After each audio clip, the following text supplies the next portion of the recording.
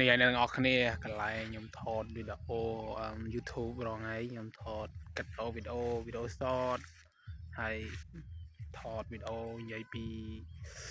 Facebook អីហ្នឹងខ្ញុំពេលចឹងខ្ញុំថតតាមវាសនាដោយសារទីមួយខ្ញុំប្រឡូកថ្មីថ្មោងលើ Facebook ចឹងខ្ញុំត្រូវការភាពស្ងប់ស្ងាត់កុំឲ្យខ្មាស់គេអ្នកទាំងអស់គ្នាអាចចាប់ដើមដូចខ្ញុំដែរបើសិនជាមានបំណងចង់រកលុយតាម Facebook តាម YouTube អីឬក៏តាម TikTok អីយើងនេះវាស្រែគឺស្រស់ស្អាតមែនទេ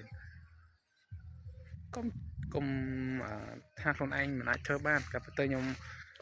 មិនសូវមានពេលធ្វើមិនសូវបានប្រឡូកនៅក្នុងវិស័យ YouTube អញ្ចឹងខ្ញុំអត់បានធ្វើវីដេអូដែលល្អទេ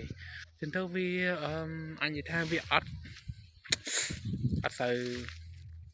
ទទួលបាននៅវិញច្រើនណាទាំងអស់គ្នាអាចមើលទៅទេសភាពស្អាតពេលខ្លះយើងអាចថតប្លុកតមានគ្នាគឺល្អតែប្រាប់ខ្ញុំធ្វើម្នាក់ឯង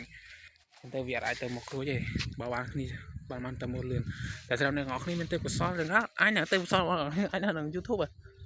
អាចនឹង Facebook ក៏បានតែថា YouTube ក៏បានដែរពេលខ្លះចឹងអាចសាក់បងធ្វើទៅវាមិនចំណាយប្រហែលទេអ្នកនរគ្នាឯងតែខ្ញុំគិតទៅបើសិនអ្នកនរគ្នាតស៊ូបន្តិចអាចបានហើយចំណូលហ្នឹងគឺជាចំណូលអកម្មខ្ញុំធ្វើនេះគាត់ទៅជាបង្ហាញពីបទពិសោធន៍របស់ខ្ញុំ2ឆ្នាំទៅលើ YouTube ខ្ញុំទទួលបានសាស្ត្រច្រើនដែរគាត់ថាខ្ញុំមិនបានធ្វើហើយអា channel នេះគឺជា channel ថ្មីរបស់ខ្ញុំទេអញ្ចឹងណាកុំឆ្ងល់ថាហេតុអីយើងធ្វើ10ឆ្នាំហើយមិនបាន subscribe ក៏ប៉ុន្តែ channel របស់ខ្ញុំថ្មីឯងហើយ channel នេះខ្ញុំនិយាយធ្វើពីទេសភាពនិយាយពីកសិកម្មអីចឹងជាដើមណាអ្នកនរគ្នាអាចគិតថាវា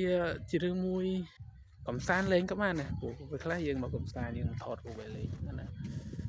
អ្នកនរគ្នាកុំភ្លេចជួយចុច subscribe ខ្ញុំផងហើយ channel ថ្មីលើកទឹកចិត្តខ្ញុំហើយខ្ញុំនឹងចែកម្លែកបទពិសោធន៍ថ្មីនិយាយពីកសិកម្មថ្មីនិយាយពីអីដំណើរជីវិតនៅតាមតំបន់ជនបទចឹងខ្ញុំចែកម្លែកណា